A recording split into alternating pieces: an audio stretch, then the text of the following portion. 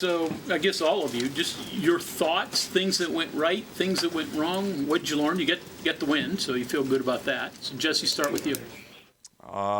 Man, well, I mean, the number one is always an important one. It's big.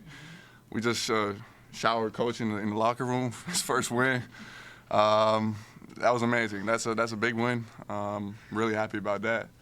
A lot to take away on basketball-wise. There's always a lot to take away, definitely in this game. A lot to learn from, but, man, a great win to come out with for sure. Yeah, when you put all these new faces together, the first half jitters, I mean, we couldn't do anything right in the first half. I looked terrible out there, just trying to force some shots, haven't played in a while, so the jitters came out. But, at halftime, we just kind of looked at ourselves, and we needed to play with some swag. We needed to play West Virginia basketball. And, we ended up sharing the ball a lot in the second half, and that just opens up everyone's shots. And, that second half was, we're playing good. So it was a great win. Congratulations to Coach Eilert, and I'm excited to start the season. I think the biggest difference was trust. I think in the first half, the first game, I think we all didn't really know, what each other wanted to do and how to go about it. First, like our first real game, official game. I think second half, we started to trust each other. And that was the difference. And like Q said and everybody said, congratulations to Coach. And, big win, and we're trying to build from here. Quinn, obviously when some shots aren't falling, you try to drive it, create some things in the lane and get there. And I guess you were thinking of that when you were saying forcing a little bit, though. But when you have that building with you on that, do you think about, hey, I'm going to pull up, I'm going to take this shot, or, I'm going to take this mid-range, or I'm going to take that jumper? Well, that's the thing. I mean, I've been playing basketball for 16 years, and I'm just kind of starting to really figure it out. Just focus on, letting the game actually come to you. My whole college career, I've kind of, I've been a freshman, sophomore in some locker rooms where I played spot minutes where I'm like, I'm in here for 6 minutes, and I got to make something happen. I got to create something. Now with the different role, I just got to understand that, my teammates are great basketball players, and, they're going to give me the ball when the time is right. So in the second half, just kind of let the game come to me. And, like I said, there's basketball gods out there. I mean, you play basketball the right way, they'll reward you with made shots. Felt like we were getting hacked a little bit in the first half, shot a lot of free throws, so it was good to see the ball go in a couple times. But throughout the field, field goal made shots. The second half was really good for us. Seth, you closed the last 14 minutes of the first half. You guys didn't have a made basket, and then 9 seconds into the second half, you hit a three. Is there anything mentally you can do to just flush everything that happens in the first half? Because that's a pretty quick start turnaround from going the final 14-plus minutes without a made basket. We got in the locker room, and everything was positive. We just tried to uplift each other. From the first guy to the last guy, we just talked each other up like it's going to fall, it's going to change. And that was our mindset coming out that, our shots didn't fall in the first half, but they're going to fall, especially if we play the right way and get the right looks. All three of you guys, I'm just kind of curious, during that drought and what goes through your minds in a situation? I mean, when shots are just hitting off the rim and... I don't want to sound the wrong way. It's almost borderline hilarious. Like, we got to look at each other and be like, man, we came in the halftime, we're like, we're going to set a world record, for field goal percentage. Like, it's not going to happen in the second half. Like, it's law percentages. We've practiced too hard. We just need to play our game. I mean, when Seth is in an open gym by himself, you know what I'm saying? Like, we've been playing basketball for so long that we trust these guys, you know what I'm saying? In practice, Seth will blow it up, hit 10 threes in a row.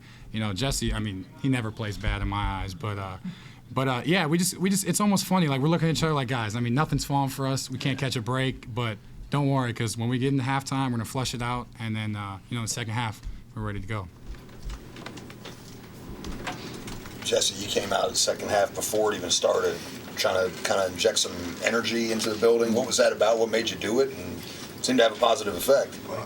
I mean, to be honest, I just had a crowd ready to just go crazy kind of. So I mean, I don't know. I don't even know what I did exactly. Just this. He's feeling it. We gotta look at it. Yeah, you just feel it, and then especially with this crowd, they're really like I said, they love it here, and they're just ready to go crazy at any point and support you till the end. So just try to get them involved a little bit out there, but.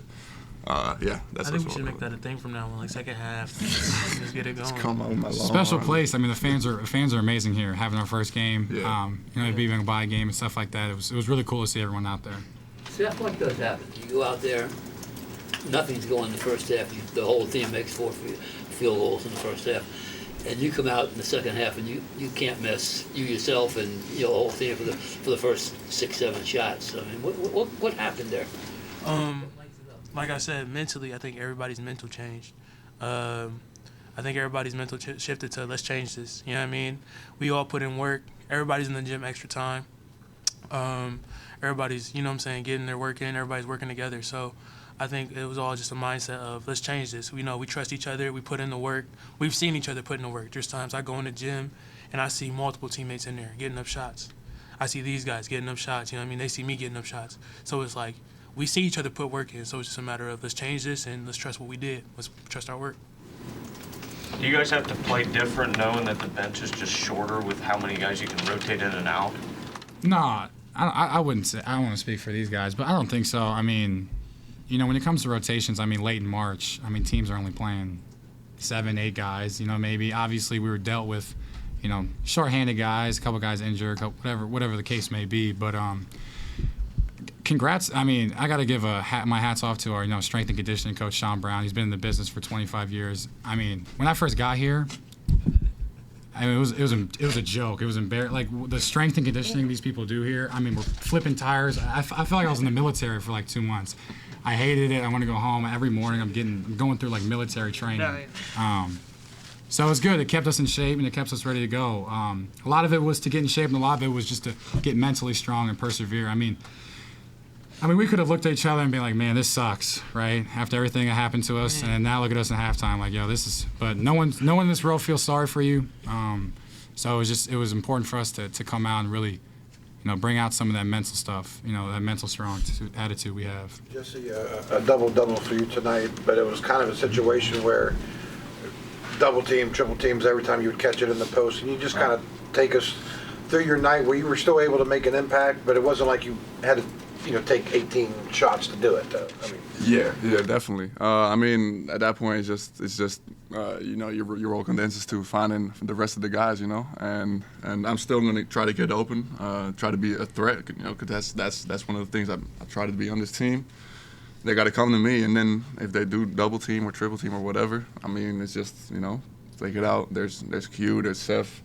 I think that was the first shot in the second half. He just drained it easy bucket. So you just got to adapt your play a little bit. And if you got teammates like this, it's easy, you know. Yeah. did you find, or did you think that you had to work a little bit harder as you know, in the second half especially, you know, to get that open position and to, you know, to get a couple looks? Yeah, I gotta say he did a really good job. Number 5 did a great job of just, you know, making it hard to catch, and especially making it hard to just take that one-on-one. And then when the double team came, I mean, they're still going to be a open player. So, but it makes it harder for sure when he's playing good defense like that, trying to keep you out of the paint or getting up easy shots. It definitely takes some more energy and some more going around to get the plays you want to get. But yeah. And then Seth, since you and Kobe are obviously great friends, him getting the start tonight at point guard, you know, a few weeks ago wasn't expected, so he's kind of thrust in. Just, you know, what he's gone through to get ready, and then, you know, just what you saw from him tonight. I know he's putting a lot of work. I've been with him those late nights in the gym, early mornings. Like I said, I've seen it all. And, you know, I'm so happy for him. I think we could all be, you know, speak when we say we're happy for him to get this opportunity. And I think he made the most of it. That's like my brother. I can't help but be proud of him. Was he nervous? I mean, what was... Nah. Okay. Nah. For all of you, Ofri seems like an energy guy. Is that what he provides you right now? Energy. Some way he provides poise, which is crazy for a freshman. Crazy. Yeah, it's crazy. Like he's really like he's a veteran in a freshman body at this point. Like he just knows what to do in some situations, and when you're getting the team together for a huddle and you're talking it up, he might just, you know, throw something out there. You're like, yeah, you know, you're damn right. Like that's an important thing, you know, and that's something you don't really get from freshmen a lot. So he brings energy, but a lot of his poise too. Yeah, for a kid who the first 3 weeks he was here didn't say a word, and now he's calling for ISOs in the post, and he's like, "Hey, bring it in, guys!" Like, and I love it. Like, I love it, and I'm like, Ofri, like, I mean, a kid, you know, he's 18 years old. He'll play the whole season at 18. It's we've got incredibly lucky to have Ofri on our team. Yeah, definitely. You know, you go in at halftime, and he's one of the main guys saying, like, shots are going to fall. Like, we're going to be fine. We're going to be fine. Keep your head up. Keep your head up. You know what I mean? He's like, we know we played bad, and, you know what I mean, we're down 6. Like, he's the one talking. So, you know, that's great to see. And, like Q said, we're just blessed to have him. We got lucky.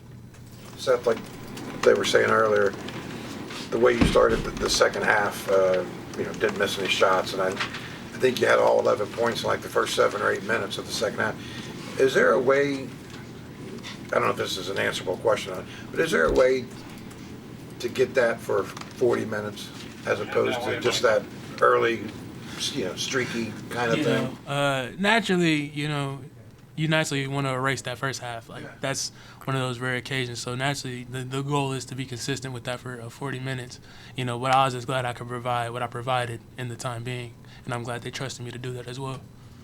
Okay, gentlemen, that's all we have time for. Thank you guys. Appreciate it.